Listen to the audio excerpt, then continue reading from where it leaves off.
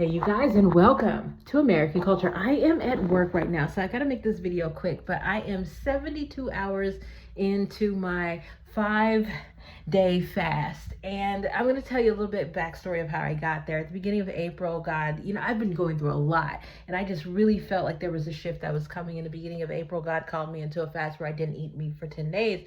I did that. It was harder to do that fast than this fast, but I made it through. And when I tried to eat meat again, you guys, it made me sick. That got me to thinking about, okay, it's time, because God told me when I was ready to move into that new and next final chapter of like, I am the woman he wants me to be. I went to the gym, I exercised, and I wasn't doing that stuff at the time.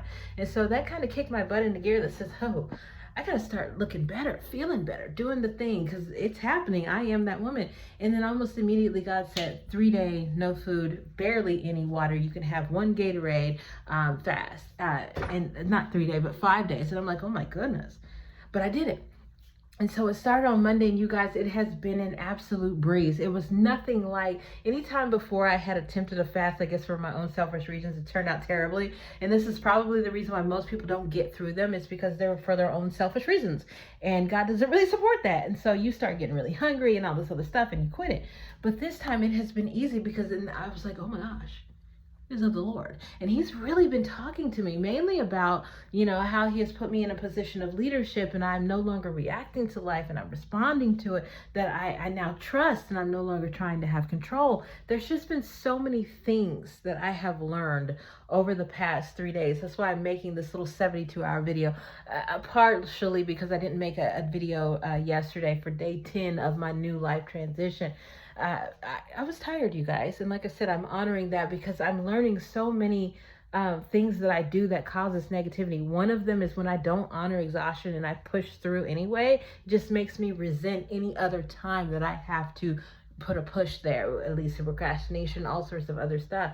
So like I said, yeah, the clarity for sure is here. I can really see all the little things that I do that create the issues and the problems that I'm having. I can also see all the little things that I do that are in alignment with God's will for me and be obedience. That's one of the major themes of this fast, and I'll talk to you guys a little bit more about this when I'm at home and not feeling rushed because I'm at work.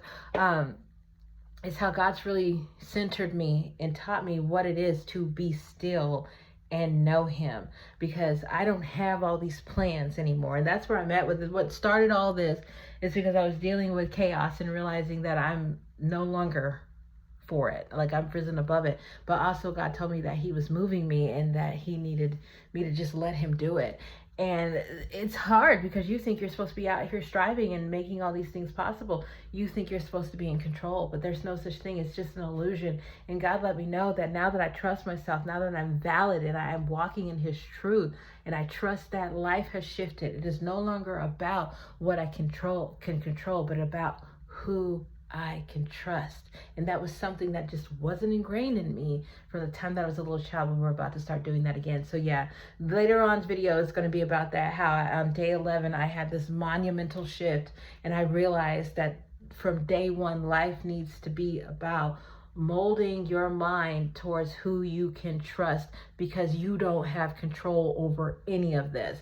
When you make it to that point of being still and knowing God, you'll realize that. And again, I'll go over that in the next video. But yeah, you don't have control over any of this. All of this is about who you can actually trust. And I'm finally at a point where I have put all of my trust in God, in the Lord, and I'm beginning to have people and different situations show up in my life that I know I'll be able to trust and honor forever. I'm beginning to have permanent things, eternal things come in, instead of all of these temporary things that I've been engaging with since pretty much adulthood. Anyway, you guys, I'm not fat. I don't like this. But other than that, I'm good. Have a blessed day, you guys.